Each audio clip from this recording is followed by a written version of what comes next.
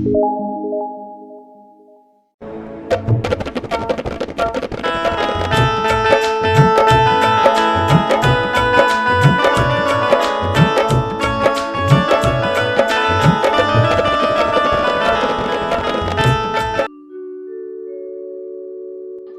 के आवास विकास कॉलोनी में आयोजित श्रीमद् भागवत कथा के पहले दिन राष्ट्रीय संत स्वामी चिन्मयानंद बापू ने भागवत के महात्म्य का वर्णन किया।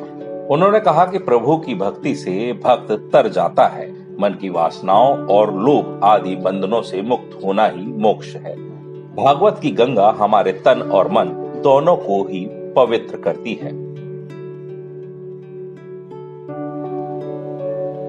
भगवान श्री कृष्ण ने गीता में एक बड़ी प्यारी बात कही, ये यथामाम प्रपद्यन्ते तांस तथैव भजाम्यहम्।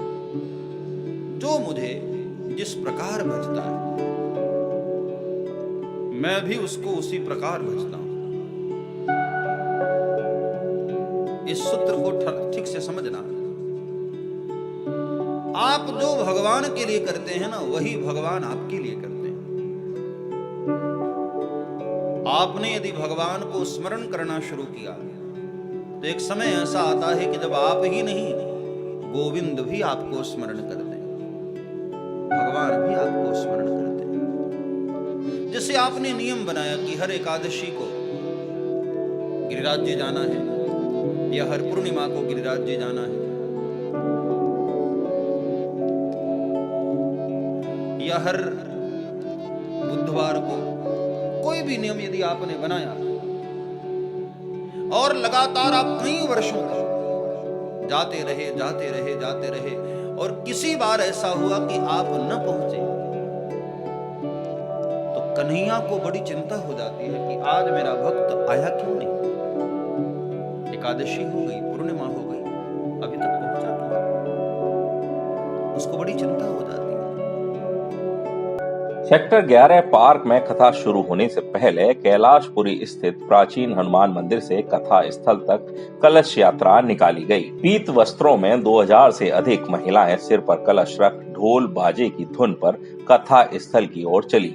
आवास विकास कॉलोनी में कई स्थानों पर कलश यात्रा का पुष्प वर्षा कर स्वागत किया गया। कलश यात्रा में बग्घी पर स्वामी चिन्मयानंद बापू विराजमान रहे। नववर्ष के पावन बेला पर, क्योंकि अभी जो समय गुजरे हैं 2020 में कोविड का जो समय गुजरा, 2021 में कोरोना काल का जो समय गुजरा, अभी फिर सामने एक संक्रमण का जो है डर और भय सामने बना हुआ है। उसको देखते हुए वर्ष के प्रारंभ में ही पूज्य संत राष्ट्रीय श्री चिन्मयानंद बापू जी की कृपा से आगरा की धरा पर और इस ब्रिज की मिट्टी पर एक ऐसा पावन यज्ञ हो रहा है, शुरू हुआ है, आज से प्रारंभ हुआ है, जो कि 2 जनवरी से प्रारंभ होकर 8 जनवरी 2022 तक चलेगा। और इसका समय भी है, सभी माता बहनें 1 बजे अपने भागवत कथा के पंडाल में आ जाएं और कथा श्रवण करें, क्योंकि इससे बड़ा पुण्य लाभ आपको नहीं प्राप्त हो सकता।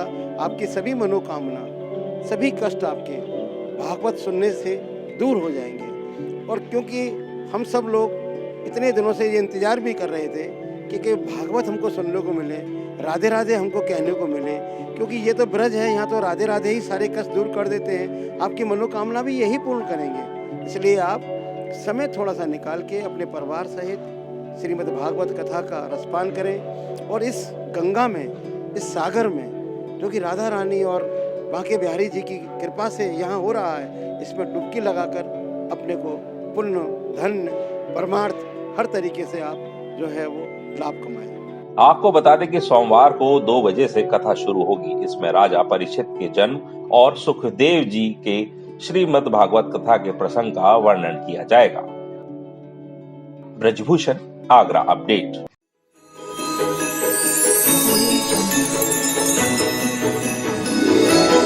इस नए साल में मैं अपने आगरा शहर की सभी जनता को, प्रदेश के सभी नागरिकों को, युवकों को और सभी को मैं हार्दिक बधाई और शुभकामना देता हूँ।